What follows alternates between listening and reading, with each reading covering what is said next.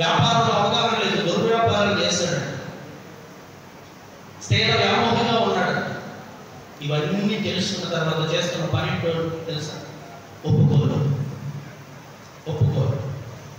ప్రార్థనలో ఒప్పుకోరు అనేది చాలా ప్రాముఖ్యం. ఏమని మాట్లాడుతుందంటే, తండ్రి నీకును పరలోకములకు విరోధముగా పాపము చేశాను. కుమారుడైతే ఉండొచ్చు, కానీ కుమారుని అర్పించుకోవడానికి హక్కులే కాదు, నాకు ఆరాధ్యంగా లేదు. కుమారుడుగా నీవు నన్ను చూసిన చూపు నేను మర్చిపోయాను.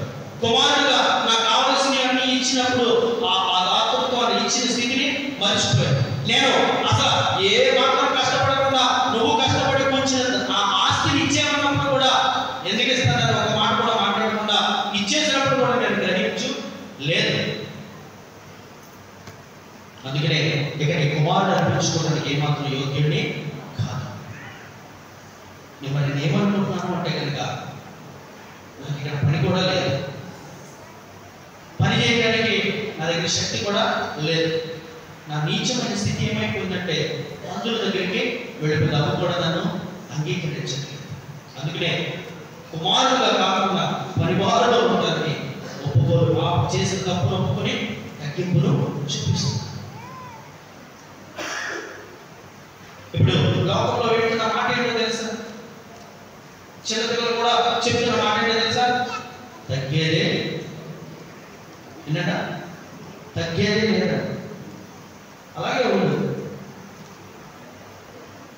తగ్గకపోతే వారానికి 2 సార్లు ఉపవాసం ఉన్నవాడు అంగీకరింపబడ్డా?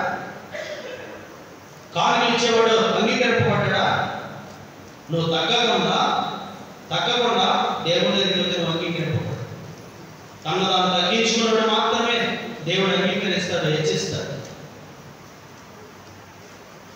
నీ శక్తిని చూసి తగ్గేది లేదంటున్నావా? అక్కడ నీ స్థితిగతులను బట్టి అనుకుంటున్నావా? వాక్యం ఏం చెప్తుందో తెలుసా? ప్రతి మోకాలు, ప్రతి నాలుక నేను వ్యక్తి తగ్గకుండా నేను తగ్గిపోతాను మమ్మల్ని ఒప్పుకుంటాను ప్రభు అంటే కనుక పక్కకుంటాను అంటాడు.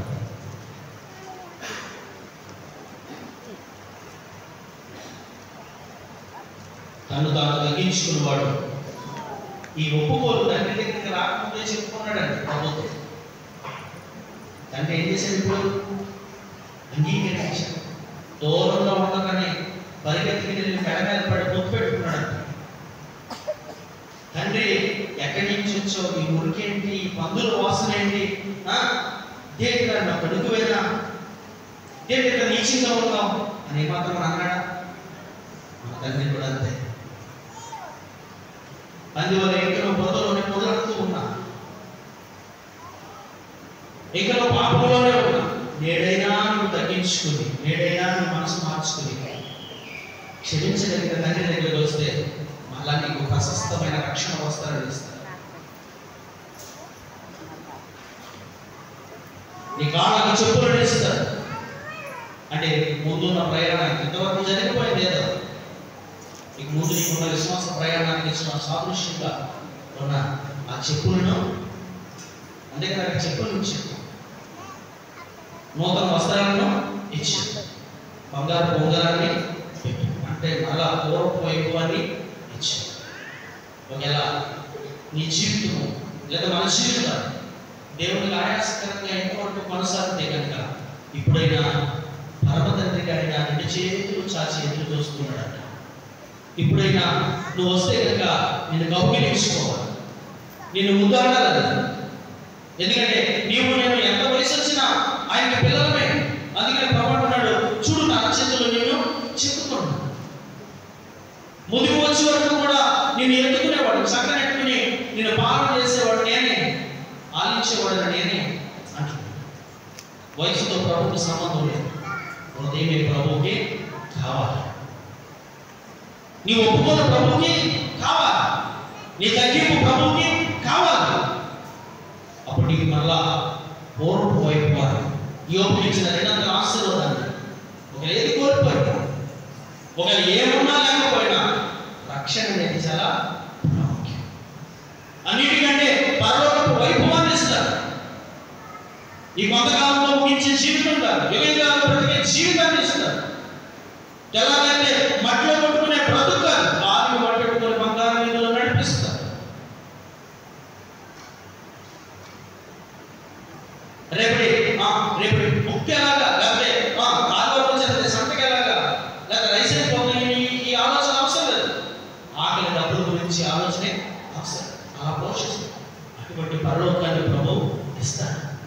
ఎప్పుడు అంటే కనుక నువ్వు ఒప్పుకున్నావు, విడిచిపెట్టినావు.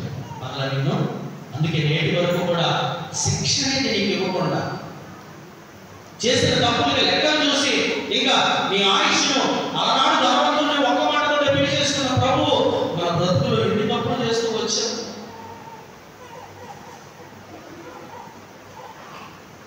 ఆ తప్పులను బట్టి శిక్షించాలనుకోవట్లేదు.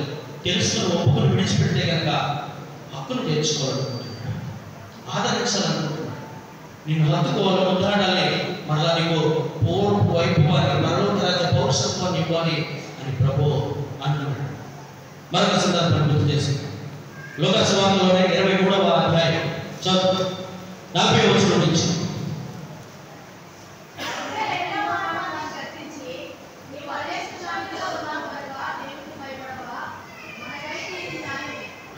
మనకైతే న్యాయమే, మనము చేసిన వాటికి తగిన ఫలము. ఎవరు మాట్లాడుకునేది? ప్రభువు కుడి వైపున ఎడమ వైపున ఇద్దరు దొంగలు సందర్భం సంభాషణ. అందులో ఒకడు గ్రహింపు లేనివాడుగా ఉన్నాడు. ఆ మరణపు అంచుల దగ్గరికి వెళ్ళిన ఇక కొంత సమయంలో చచ్చిపోతాడని తెలిసిన, సిలువుకు వేలాడుతున్న, సావాపోతే కనుక కాళ్ళని చంపేసి మరి నింపేస్తారని తెలిసినా కానీ గ్రహింపు లేనివాడుగానే ఉన్నాడు.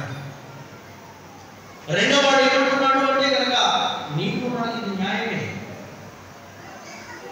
మనం ఎన్ని చేసాం మనకు తెలుసు, నీ గురించి నా గురించి కనీసం మా బంధువులు కూడా రాలేదు తెలుసు.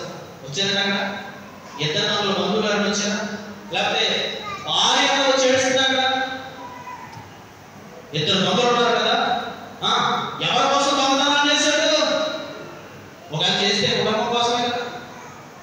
అందులో పిల్లలు కానీ భార్య కానీ ఒక దొంగ దగ్గరికి వచ్చి ఏడుస్తున్నా, లేదా ఒక బంధువులు వచ్చారా? రాలేదు. వెళ్తే కనుక ఆడవాళ్ళు ఎక్కడ చెప్పారు. కానీ ఈయన చూడ ఎంతమంది వచ్చారు. ఈయన చూసిన వారు చూడు రొమ్ముల వినగా